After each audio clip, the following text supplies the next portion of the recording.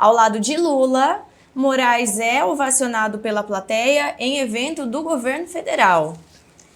Um juiz da Suprema Corte, o ministro Alexandre de Moraes, foi ovacionado na manhã da segunda-feira, dia 11, ontem, durante o evento de lançamento do programa Plano Ruas Visíveis do governo federal. Ao lado do presidente da República e da primeira-dama, e do ministro dos Direitos Humanos, o Silvio Almeida, ele foi recebido pela plateia de petistas com palmas e gritos, chegando a ser chamado carinhosamente de Xandão. Eu achei até que a escolha do verbo ovacionado foi uma espécie de trocadilho, né? Talvez os nossos redatores tenham tido essa intenção. Foi uma espécie de analogia, né? Ao apelido que ele recebe aí nas redes sociais, né? Que devem ser fechadas em breve, né? Olha só, isso aí é uma pornografia. Alguém aqui falou, aliás, acho que foi a Pri, falou que isso aí é mais pornográfico do que o OnlyFans. E é de fato. Veja, não basta, né, a mulher de César ser honesta. Ela precisa parecer honesta, né? O que isso quer dizer em política, né?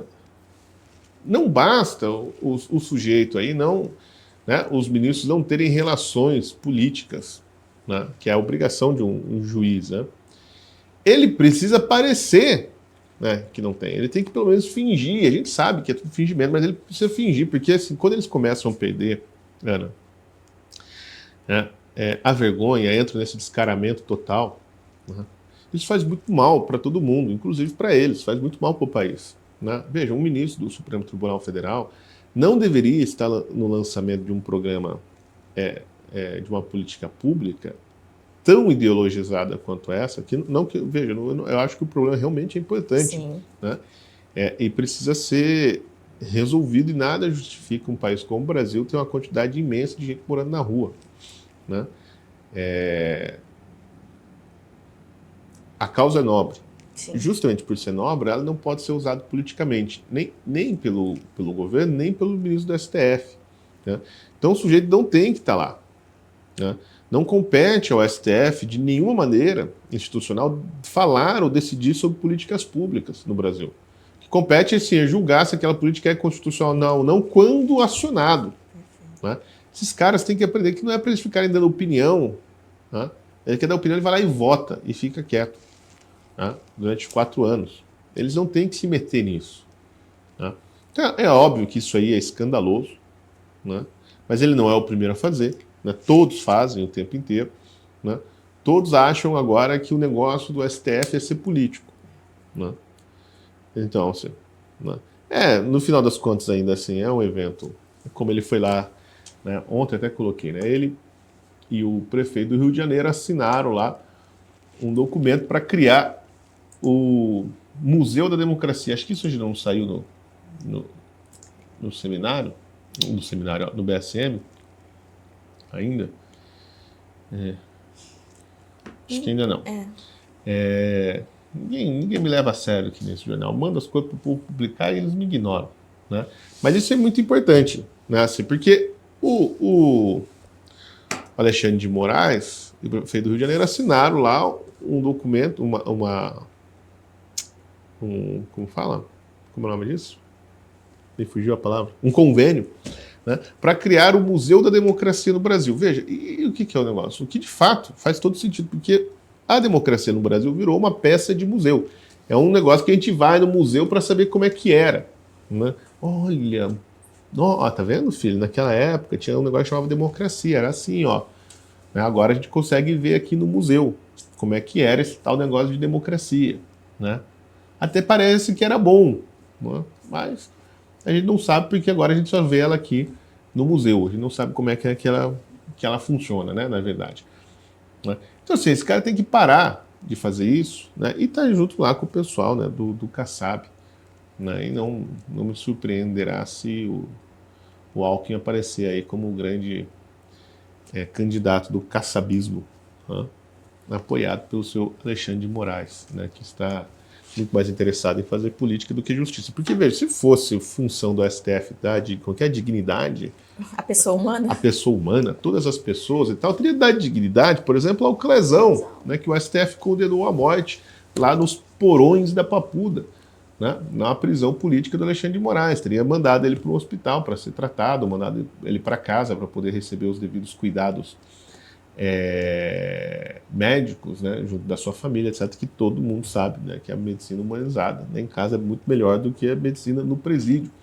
Né, teria aceito o pedido de soltura do Coronel Menem, né, que também está passando por uma série de problemas de saúde, né, enquanto está lá sofrendo dos porões do STF. Recentemente, a notícia de um preso também que tentou suicídio. Exatamente. Né? Se tivesse preocupado com a dignidade de todas as pessoas, né, teria lá, né, demonstrado alguma preocupação com o estado de saúde de um preso político, que também está sofrendo lá na Papuda, né, que vê a sua situação tão desesperada, né, que é um sujeito trabalhador, inocente, que foi preso de maneira injusta por estar protestando no que ele acreditava que era um regime democrático, que agora a gente sabe que é só uma peça de museu, né, e tentou o suicídio. Né? Você acha que as pessoas tentam o suicídio por frescura, Alexandre de Moraes? Não, é porque assim, ela não consegue mais encontrar dignidade na sua vida, como você alega. Né? Ela acha que a vida dela já não é mais digna, e não há por que continuar vivendo. Né? E por que a vida dela não é mais digna? Porque ela está lá passando todo aquele sufoco, né, na cadeia onde ele foi colocado pela vossa senhoria, né? Com todos os problemas jurídicos envolvidos nisso, a impossibilidade de defesa, a notificação da conduta individual, né? O tolimento da ampla defesa, ser mantido numa prisão praticamente de maneira ilegal, né, já que o sujeito não é condenado, etc, etc. Então, assim, né, dignidade da pessoa humana, meus ovos, né? O senhor é o puta do hipócrita, né, que está aí fazendo política e só, como qualquer outro demagogo subiu no palanque, está falando em nome de uma instituição que muito honrou a história do Brasil, que é o STF, que agora está sendo emporcalhada, né? Está sendo emporcalhada por ministros que não têm nenhum comprometimento com a justiça e estão ali só, como no caso do senhor, por uma hubris política, né, um desejo de poder, pura e simples libido dominante, e outros que estão lá para fazer, né, sei lá, para fazer política, para agradar os amigos, né, esse tipo de coisa, né, infelizmente. Eu até me lembrei, Silvio, de uma manifestação do Lula, eu não sei se ele estava num comício exatamente, dizendo, né, que agora ele está preocupado porque as pessoas, quando ganham um nível de instrução ou um poder aquisitivo um pouquinho sensacional. maior... Será que o Dani tem o vídeo? Eu tenho uma das publicações Lula, aqui. Né, chamando os petistas de burra. Coisa que nós estamos falando há 30 anos. Né? Que petista é tudo burro. Do Lula... Eu vou passar para você. Falando que o sujeito... Daquele no congresso do PT lá, que o sujeito começa... Fica um pouquinho mais inteligente... Ou ganha um pouquinho mais de poder aquisitivo e já não quer mais votar. Já não vota mais no PT. Mandei no programa. É que saiu uma pesquisa mostrando justamente isso, né? Que quem vota no PT é quem recebe menos de um salário mínimo e quem não tem instrução. Né? Esse é o eleitorado do PT. Né? E aí o Lula, muito antenado com isso, compreendendo isso muito bem, foi lá, né, no Congresso Eleitoral do PT dar um puxão de orelha em todo mundo. Né? Isso a gente também não publicou, essa matéria?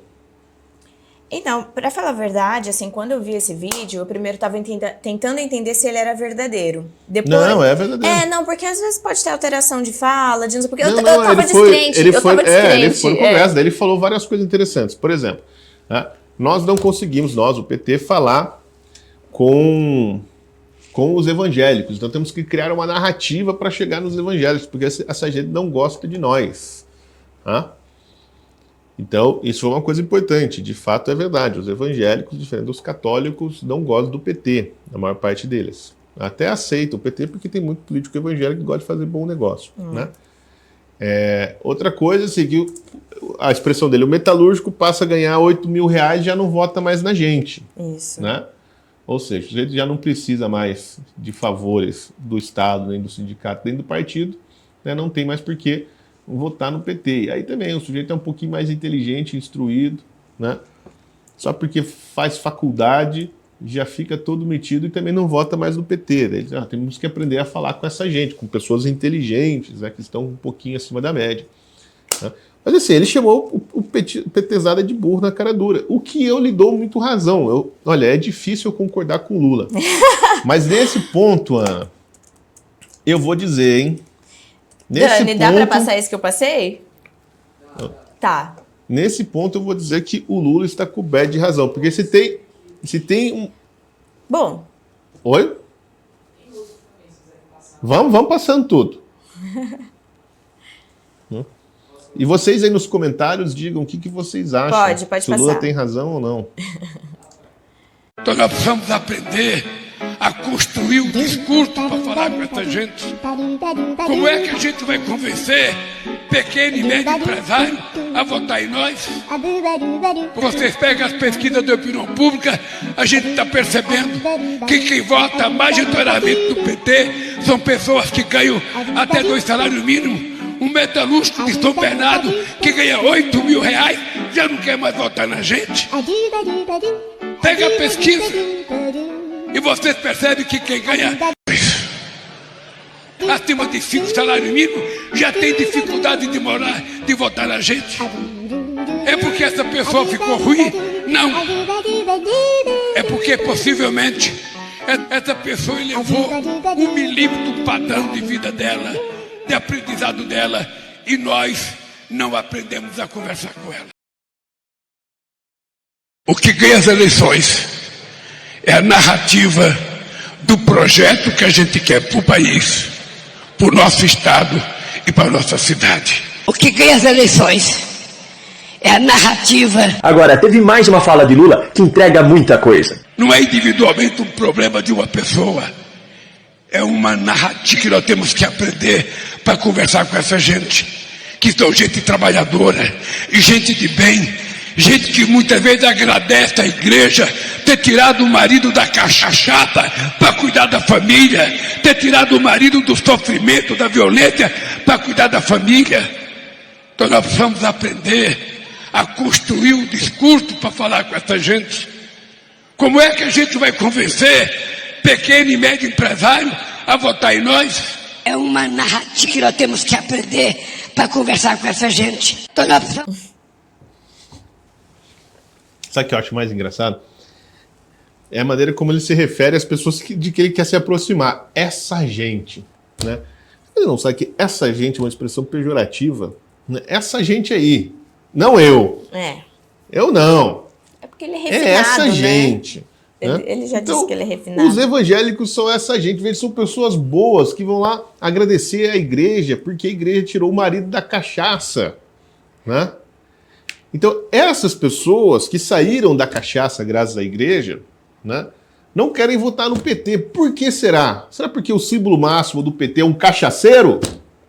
Né? Porque quando você olha para o PT, a primeira coisa que você vê é um bêbado, né, que remete à desgraça, né, do alcoolismo que destrói as famílias? Sabe que é por isso, né, que as pessoas que têm problema com álcool não querem votar num cachaceiro? Será que tem alguma coisa a ver, Lula? Né? Porque como você vai conversar com essa gente que saiu da cachaça? Você vai fazer a mesma coisa que você propôs fazer com o Zelensky, com o Putin? Chamar para tomar uma cachaçinha no bar? Né? Tomar aquela água que fica na sua garrafinha? Né? Porra, puta que pariu, viu? Tem que aguentar um cara desse. É demais. É demais. Eu dou risada, mas Silvio. Não sei o que é. Porque assim, o cara tava preso. Né? Foram 8 anos dessa praga enchendo o saco. Depois mais 6 anos daquela outra escolha, que ontem ganhou o prêmio de economista, mulher economista. Né? Veja só. Né? Quem que devia estar concorrendo? Ela e a Miriam Leitão. Né? Que são assim, né, as sumidades da economia brasileira. Por isso que o Brasil está nesta merda. Né? Porque quem que é assim, a mulher economista brasileira, né? A Dilma, né? Que enfiou o Brasil numa recessão jamais vista. Né? Pô, que foi impeachmentada por não conseguir exatamente, por não saber fazer uma planilha do Excel. Ela foi impeachmentada por isso, porque não sabe prestar conta, né? Não sabe fazer uma conta básica do quanto ganha e quanto gasta. É que na democracia relativa, na justiça injusta, a economista do amigo oculto lá, né? Da figura oculta. Exatamente, da figura oculta. Então, assim, a gente já teve que aguentar essa praga, né, durante anos, enchendo o saco. Aí jogaram o cara na cadeia, mas deu o Sérgio Moro, em vez de jogar o cara na cadeia de verdade, não, ficou com peninha, né? E deixou ele no spa lá da Polícia Federal em Curitiba, né, onde ele até começou a arrumar uma namorada, né, que ia lá fazer visita íntima para ele, né?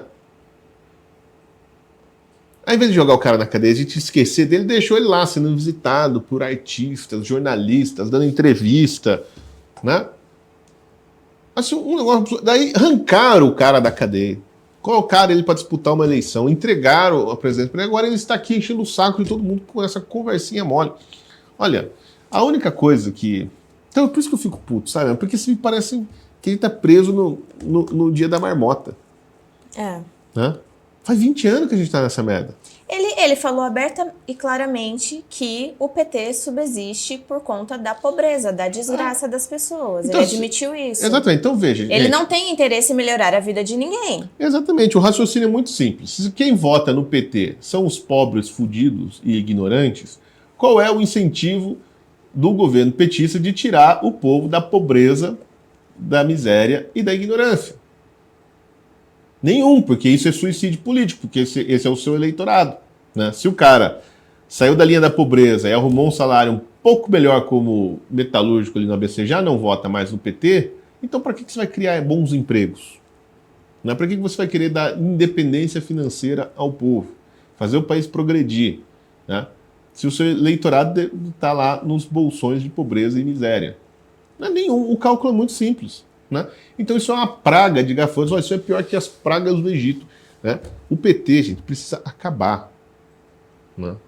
Esse é o negócio. O PT e as suas linhas auxiliares precisam ser, né, destruídas completamente, destituídas da vida pública. A gente não pode mais ter nenhuma relevância. Né? Não estou falando que é para cometer nenhum crime contra eles. Né? Absolutamente. Mas as pessoas precisam esquecer essa gente de uma vez por todas. Olha, né? Paulo Pimenta, o ex-governador da Bahia lá, como é o nome? É o Rui Costa? O Wagner. Eu ia falar Wagner Moura, mas o Wagner Moura também. Né? O Lula, Gleisi Hoffmann, né? Essa gente precisa desaparecer do mapa político brasileiro. Ninguém aguenta mais, não dá mais. Né? Mas... Vocês precisam parar, mesmo você que você é petista. Você é petista que nos assiste. Né? Pare de votar nessa gente. Deixa de ser burro. Deixa de ser babaca. Faça alguma coisa útil da sua vida. Arrume um emprego. Né? Assim, é um negócio... Olha, é deprimente ter que falar desse assunto, sabe? É deprimente. Olha, você vê, inclusive, assim, uma terceira pauta Jacques aqui... Wagner, exatamente, alguém me lembrou Wagner. aqui. Né? Aí tem essa putaria aí agora. Não, cara... Ai, meu Deus do céu!